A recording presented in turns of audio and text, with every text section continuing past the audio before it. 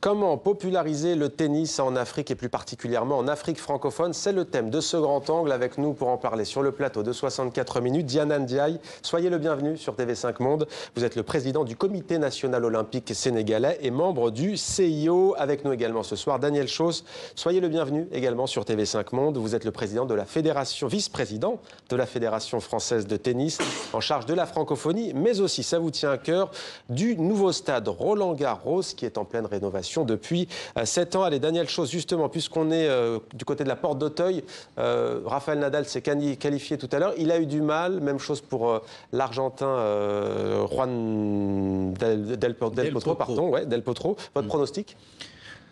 Mon pronostic, c'est que Nadal va gagner pour la 11e fois le tournoi de Roland-Garros cette année. Voilà ce que je pense.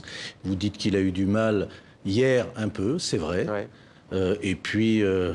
la pluie est arrivée, pour lui ça a été un moment béni probablement, et aujourd'hui il était totalement imbattable. C'était exceptionnel, un match exceptionnel. Et chez les femmes? Je pense qu'Alep doit l'emporter. Bon, il ne prend pas beaucoup de risques, on va dire, le vice-président de la on est dans le monde du sport. Il faut être cartésien. Pour vous Écoutez, je pense que Nadal, effectivement, est le paramètre fixe de ce tournoi masculin. Ça va peut-être être compliqué, mais il va gagner, je pense. Et chez les femmes? Chez les femmes, Alep a déjà pris la tangente, de mon point de vue aussi. Bon, ben dans quelques jours, on aura la réponse en tout cas et le verdict de ce tournoi des internationaux de France de tennis. Daniel Chos, le premier forum de la francophonie du tennis s'est tenu hier à Paris. La Fédération française de tennis que vous représentez a présenté son projet de développement de la francophonie du tennis, en particulier en Afrique francophone. Concrètement, quel est le projet ?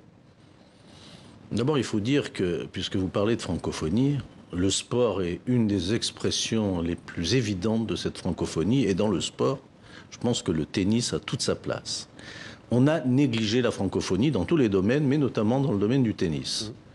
Notre politique aujourd'hui, c'est de nous appuyer sur cette francophonie pour mieux faire, pour mieux répandre, je dirais, la marque Roland-Garros, pour qu'elle puisse s'imposer dans notre monde un peu dominé par les anglo-saxons, il faut bien le dire, et puis du côté de l'ensemble des pays francophones, pour qu'ils puissent s'appuyer sur cette marque, s'appuyer sur le savoir-faire de la Fédération française pour développer le tennis dans leur pays. Mais vous parlez d'un label Roland-Garros bientôt pour des clubs de tennis, par exemple en Côte d'Ivoire, au Togo, au Niger ou encore au Cameroun. C'est quoi un label Roland-Garros pour ces clubs? Qu'est-ce qui va changer?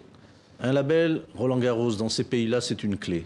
C'est une clé qui permet aux clubs qui sont labellisés et par conséquent qui répondent à des conditions particulières et notamment l'existence de terre battue, l'existence d'une école de tennis, un club structuré. Ce label leur donne une clé précisément pour pouvoir ouvrir les portes utiles, politiques, économiques, financière, parce qu'un club a besoin d'argent pour pouvoir vivre. Et c'est une manière, effectivement, d'attirer aussi une population nouvelle, notamment en Afrique subsaharienne. Les couches moyennes, je dirais, en Afrique subsaharienne, ont besoin de tennis. Diana Ndiaye, comment se porte aujourd'hui le tennis au Sénégal ? Écoutez, c'est un peu poussif. Au plan intérieur, oui. Au plan régional, oui. Nous avons rompu avec les grands circuits internationaux comme les tournois de Bordeaux, de Lyon que nous avions gagnés. À l'époque, Lyon, c'est Raymond Barre qui était le maire de Lyon, donc vous voyez que ça remonte. Et Juppé était toujours maire de Bordeaux. Ouais. Il faut donc qu'on renoue, et le président Chos l'a très bien dit. Je reviens simplement sur quelque chose, c'est que le label Roland-Garros va nous faire revenir peut-être à reprendre le centre de formation que nous avions perdu parce que nous n'avions pas de terre battue. Nous ne l'avions pas. On nous l'a retiré, on l'a délocalisé dans un autre pays. Et je pense que ce vecteur Roland-Garros, Afrique francophone, va être quelque chose de très porteur. Alors concrètement, il y a aussi notamment l'idée d'implanter une académie du tennis à proximité de Dakar. L'idée, c'est d'accueillir les futurs champions, les graines, comme on les appelle, de champions francophones. Ça, le projet, c'est pour quand? C'est prévu Oui, vous avez, je pense, en image, c'est ce qu'ils sont peut-être en train de montrer, le chantier du projet, le chantier de l'académie. Ouais. Dans les 2 ans, c'est terminé. Parce que vous savez que le Sénégal est candidat, vous ne le savez peut-être pas. Si je le sais, vous êtes candidat pour organiser les Jeux Olympiques jeunesse 2022. Voilà, donc tout ça est dans le package et fait que les réceptifs, les stades sont... Il y a combien de licenciés au Sénégal, amateurs? Licenciés amateurs, on en a 200. Il y a 200, 210.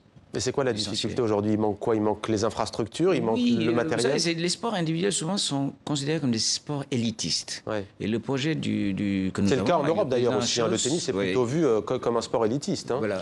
C'est une des raisons, un des intérêts, je dirais, pour la Fédération française de tennis, de s'engager dans cette politique francophone, d'une part pour avoir une influence sur le plan institutionnel des instances de gouvernance du tennis mondial plus fortes, car peser le poids de la France ou peser le poids de la francophonie, c'est pas tout à fait la même chose. C'est aussi une manière de modifier ou en tout cas de compléter notre image. On a, vous le savez, on a l'image d'un sport élitiste et qui se réduit à quelque chose près, qui se réduit à ce que nous voyons aujourd'hui sur la terre de Roland-Garros. En réalité, c'est pas vrai. Mais on n'arrive pas non plus à faire passer cette idée. Et je pense que cette politique francophone va nous va nous permettre de modifier ou de compléter notre image. Et un dernier point, elle enrichit notre marque, la marque Roland-Garros, celle de la terre battue précisément. Cette marque Roland-Garros, elle sera exportée en Afrique et partout dans le monde. Et vous avez d'ailleurs choisi un ambassadeur en la personne de Gustavo Kuerten, l'ancien vainqueur brésilien de Roland-Garros. Quel sera son rôle au juste? Est-ce qu'il va aller prochainement en Afrique francophone? C'est un petit peu différent. Si vous voulez, ce label Roland-Garros qui symbolise la terre battue, qui symbolise une façon de vivre le tennis, et ce label, il est aussi donné à des clubs français. Il est aussi donné à des pays où le tennis est déjà... instruit, si je puis dire, où il existe dans des pays qui sont généralement des pays émergés. L'affaire de la francophonie, c'est autre chose. Le tennis n'est pas installé dans ces pays francophones. Le football l'est, mais pas le tennis. Et puis, ce sont des pays qui ne sont pas au même stade de développement. Kuerten, lui, est l'ambassadeur, effectivement, de cette marque Roland-Garros au Brésil, pour l'essentiel. La politique francophone... Et d'ailleurs, le Brésil n'est pas francophone, malheureusement. La politique francophone est un peu différente parce qu'elle est destinée à des pays, encore une fois, où le tennis n'est pas installé. Peut-être une question, pour aussi populariser ce sport en Afrique francophone, il faudrait qu'il y ait aussi des champions qui soient plus à même de représenter les jeunes qui pratiquent le tennis. Alors, il y a eu Yannick Noah qui a des racines camerounaises, on le sait. Il y a Roger Federer, bien entendu, l'un des plus grands champions de l'histoire qui est francophone. On en a 2 aujourd'hui au classement ATP, j'ai compté tout à l'heure, j'espère que je ne me trompe pas. Sur 100, il y a Kevin Anderson, sud-africain, qui est classé 7e mondial, et il y a Malek Jaziri, le Tunisien, qui ne sont plus en lice à Roland-Garros, qui est classé 63e. Ça manque? Oui, ça passe par ce que le président Schoss disait, l'académie de sport que nous allons monter, revenir à nos fondamentaux, la terre battue au Sénégal, puisqu'on a perdu le centre de formation à cause de ça, on ne l'avait pas. Et comme vous disiez très justement, les anglo-saxons sont beaucoup plus outillés que ça, et raison pour laquelle l'initiative Roland-Garros pour nos pays va pousser d'abord les politiques sportives à avancer. Et une chose qui est importante, c'est qu'aujourd'hui, vous avez un gros problème, l'Occident judéo-chrétien. Vous avez les milliers de bateaux qui viennent, etc. La Méditerranée est devenue presque un cimetière.